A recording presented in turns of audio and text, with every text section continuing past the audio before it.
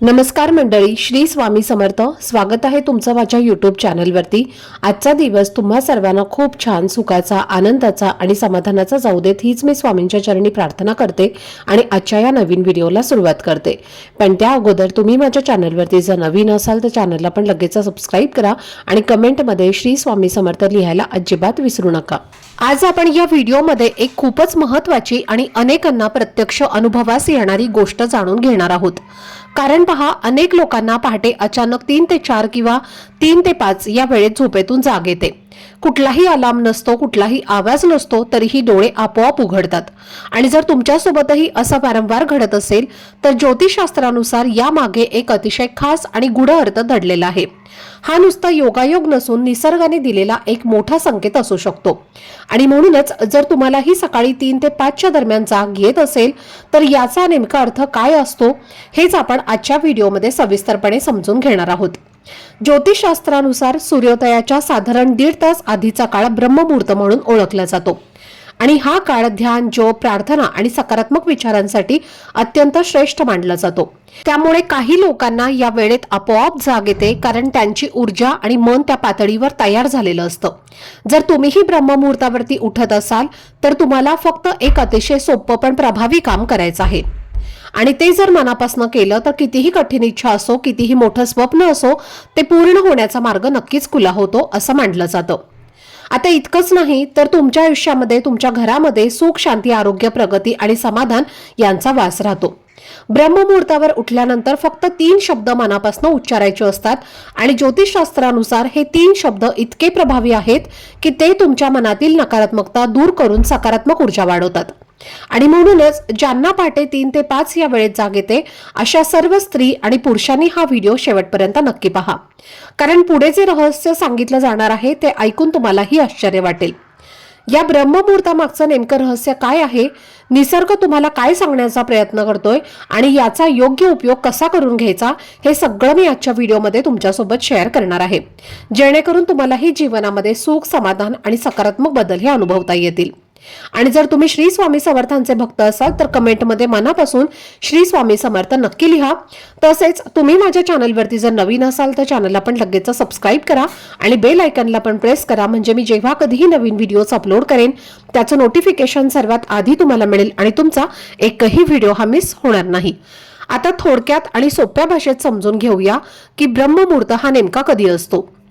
कारण ही वेळ माहिती असणं खूप गरजेचं आहे.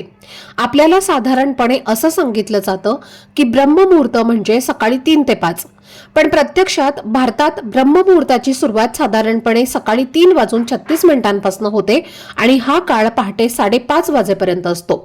जर तुम्ही भारताबाहेर किंवा इतर कोणत्याही देशामध्ये राहत असाल आणि तुम्हाला ब्रह्ममुहूर्ताची अचूक वेळ माहिती नसेल तर घाबरण्याची गरज नाही. फक्त तुमच्या देशात सूर्योदय किती वाजता होतो हे पाहायचं आहे आणि त्या वेळेच्या साधारण 1.5 तास आधीचा जो काळ असतो तोच ब्रह्ममुहूर्त मानला जातो. आज मी तुम्हाला जे काही सांगणार आहे तर हे जर तुम्ही स्वतः ब्रह्ममुहूर्तावरती उठून मनापासून केलं तर तुमच्या जीवनात लागणाऱ्या सुखसुविधा, मानसिक शांती आणि आध्यात्मिक समाधान हळूहळू तुमच्याकडे आपोआप येऊ लागतं. आपल्या प्रत्येकाच्या आयुष्यात काही ना काही कमतरता असतेच, अगदी माझ्यापासून ते तुमच्यापर्यंत. कारण कोणीही पूर्ण नाही आणि याच अपूर्णतेतून आपल्या इच्छा निर्माण होतात.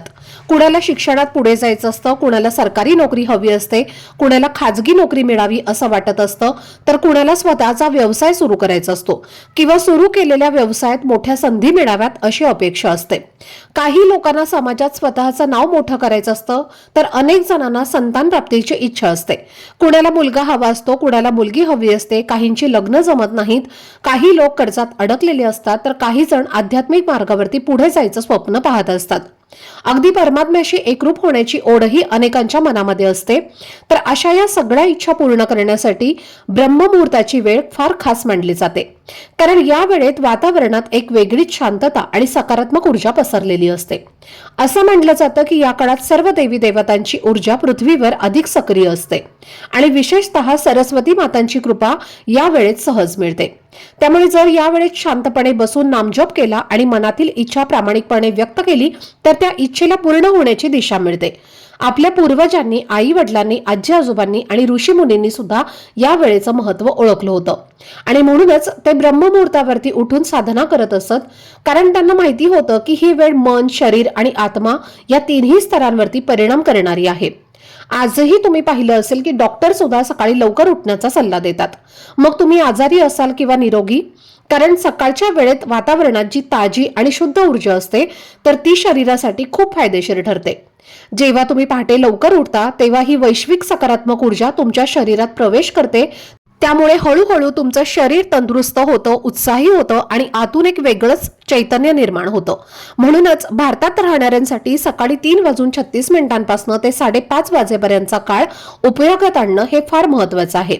या वेळेत तुम्ही उठल्यानंतर अंथरुणावरती बसूनही ध्यान करू शकता किंवा उठून जिथे तुम्हाला शांत वाटतं त्या जागी सुद्धा तुम्ही करू शकता किंवा तुम्ही देवघरासमोर किंवा एखाद्या कोपऱ्यात बसूनही ध्यान करू शकता. फक्त ती जागा तुमच्या मनाला शांतता देणारी असावी. ध्यान करताना फार काही अवघड करायचं नसतं. फक्त हळू आणि शांत श्वास घ्यायचा, तोच श्वास अगदी निवांतपणे सोडायचा. श्वास वेगवान करायचा नाही किंवा जबरदस्तीने बदलायचा नाही. फक्त तो जसा येतो तसा जाऊन द्यायचा आणि लक्ष श्वासावर केंद्रित ठेवायचं. या श्वासावर लक्ष ठेवत ठेवत मनात नामस्मरण करायचं, शांतपणे, कोणतीही घाई न करता.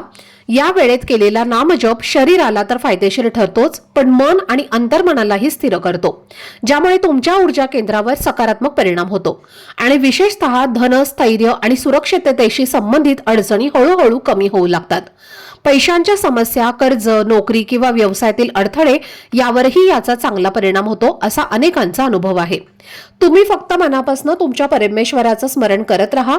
बाकी गोष्टी योग्य वेळी योग्य मार्गाने जुळून येऊ लागतात. सकारात्मक ऊर्जा तुमच्यात वाढते. तुम्ही जिथे जाल तिथे वातावरणातही चांगुलपणा जाणवतो.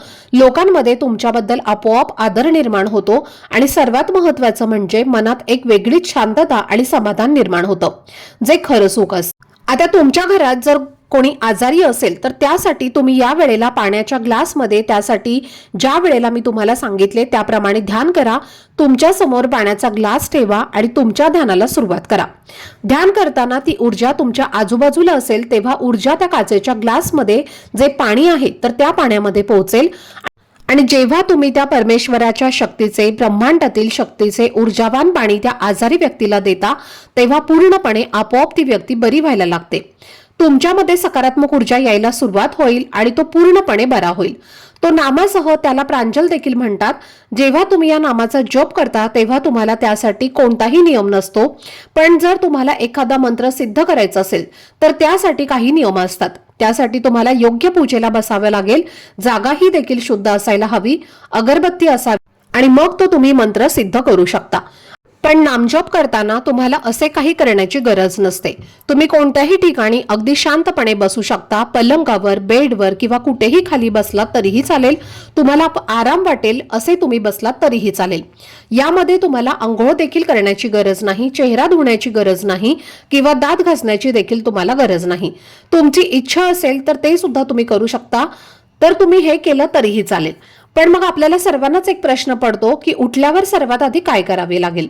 जेव्हा तुम्ही कोणत्याही देवाचं एखादं नाव निवडता, मग तो भगवंत कोणीही असो, ज्या परमेश्वरावर तुमची अगदी जास्त श्रद्धा आहे त्याचा जप तुम्हाला करायचा आहे.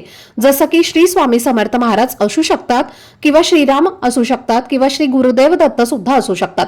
तुमच्या मनात परमेश्वराबद्दल श्रद्धा आहे, त्या परमेश्वराचं नाव घेऊन तुम्ही सर्वप्रथम काय करायचं आहे लक्षात घ्या. सर्वप्रथम तुम्ही कुठेही बसलात तर तिथे 15 मिनिटं तुमचे जे कोणी परमेश्वर आहेत त्यांचं नाव घेत राहायचं आहे. तुम्हाला ती ऊर्जा तुमच्या जवळ आणायची आहे आणि ती ऊर्जा तुमच्यात आणायची आहे आणि ती तुम्हाला अनुभवायची आहे आणि तिच्याशी तुम्हाला एकरूप सुद्धा व्हायचं आहे. आणि जेव्हा आपण एकरूप होऊ तेव्हा आपण आपल्या इच्छा 3दा त्याच वेळी बोलायच्या आहेत आणि मग त्या इच्छा लवकरात लवकर पूर्ण होतील. त्याचा परिणाम लवकरात लवकर होण्यासाठी तुम्हाला काय करायचं आहे तर पहा, यासाठी तुम्हाला हे संकेत ओळखावे लागतील. तर तुम्ही तुमची ध्यान करण्याची वेळ 15 मिनिटांपेक्षा जास्त देखील वाढवू शकता. तुम्ही ती वेळ 30 मिनिटं सुद्धा करू शकता. मग ध्यान असे केल्यानंतर जेव्हा तुम्ही त्या ऊर्जेने त्या परमात्म्याशी एकरूप व्हाल तेव्हा तुम्हाला तुमची इच्छा व्यक्त करावी लागेल. तुम्हाला तुमची इच्छा पूर्ण व्हायला हवी तर ती तुम्हाला 3 वेळेला पहिल्यांदा बोलायला हवी. पहिल्यांदा तुम्हाला शांतपणे श्वास आतमध्ये घ्यायचा आहे आणि ती इच्छा तुम्हाला व्यक्त करायची आहे आणि मग हळुवारपणे श्वास बाहेर सोडायचा आहे आणि मग दुसऱ्यांदा पुन्हा श्वास घ्यायचा आहे आणि पुन्हा आपल्याला तेच बोलायचं आहे. परमेश्वराला सांगायचं आहे आणि पुन्हा शांतपणे श्वास सोडायचा आहे. मग पुन्हा तिसऱ्यांदा श्वास आतमध्ये घ्यायचा आहे आणि पुन्हा ती इच्छा आपल्या परमेश्वराला शांतपणे सांगायची आहे आणि पुन्हा अगदी हळुवार शांतपणे आपल्याला श्वास हा बाहेर सोडायचा आहे. तुमची कोणतीही इच्छा ब्रह्मांडाची शक्ती ती पूर्ण करेल आणि तुम्हाला 15 मिनिटे नामजप करून झाल्यानंतर हे करायचं आहे. हे करायला अजिबात विसरू नका. तुम्ही 15 ते 30 मिनिटं नामजप करू शकता आणि तुमची इच्छा आता परमेश्वरापर्यंत, त्या परमात्म्यापर्यंत पोहोचली जाते. तर ही संपूर्ण विश्व त्या मालकीचे आहेत आणि हे सर्व त्या परमेश्वराने बनवलेले आहेत आणि तुम्ही त्यांच्याकडे तुमची इच्छा मागितली आहे म्हणून तर तुम्हाला सर्व काही देण्यास समर्थ आहे. त्याने सर्वांना दिले आहे. संपूर्ण सृष्टी त्याची आहे आणि त्यातून तुम्हाला काही छोटासा अंश हवा असेल तर तो नक्कीच तुम्हाला देईल. फक्त तुम्हाला तुमच्या परमात्म्याशी कनेक्ट व्हायचं आहे. सर्वात पहिले तुम्हाला 15 मिनिटे नामजप करायचा आहे. तुम्ही असं समजा की तुम्ही कोणाशी तरी कॉलवर कनेक्ट करण्याचा प्रयत्न करत आहे आणि 15 मिनिटांनंतर कॉल कनेक्ट झाला आहे आणि त्यानंतर तुम्हाला तुमची इच्छा ही बोलायची आहे. तुमची जी काही प्रार्थना आहे तर ती हळुवारपणे श्वास आतमध्ये घेत तुम्हाला बोलायची आहे आणि तुम्ही बघत राहा. तुमची इच्छा ही 100% म्हणजेच 101% नक्कीच पूर्ण होईल. तर याआधी अनेक जणांच्या इच्छा यामुळे पूर्ण झाल्या आहेत आणि तुम्ही फक्त तुमचं शरीर प्रेमाने, पूर्ण शरणागतीने आणि पूर्ण विश्वासाने भरून ही इच्छा त्या परमेश्वराजवळ व्यक्त करा. तुमची इच्छा ही नक्कीच पूर्ण होईल. तर हे आहे ब्रह्ममुहूर्ताचं रहस्य. जर तुम्ही सकाळी ब्रह्ममुहूर्तावरती उठत असाल तर तुमचा वेळ हा तुम्ही फोनमध्ये घालवण्याऐवजी जर तुम्ही या पद्धतीने ध्यान करून तुमची इच्छा व्यक्त केली तर ती 100% परमेश्वराच्या कृपेने पूर्ण होते. तर ही अत्यंत महत्त्वाची माहिती मला तुमच्यासोबत शेअर करायची होती. आजचा हा व्हिडिओ जर तुम्हाला आवडला असेल, माहितीपूर्ण वाटला असेल तर व्हिडिओला लाईक, शेअर आणि चॅनलला सबस्क्राईब नक्की करा. भेटूयात पुढच्या व्हिडिओमध्ये. तोपर्यंत सर्वांना श्री स्वामी समर्थ.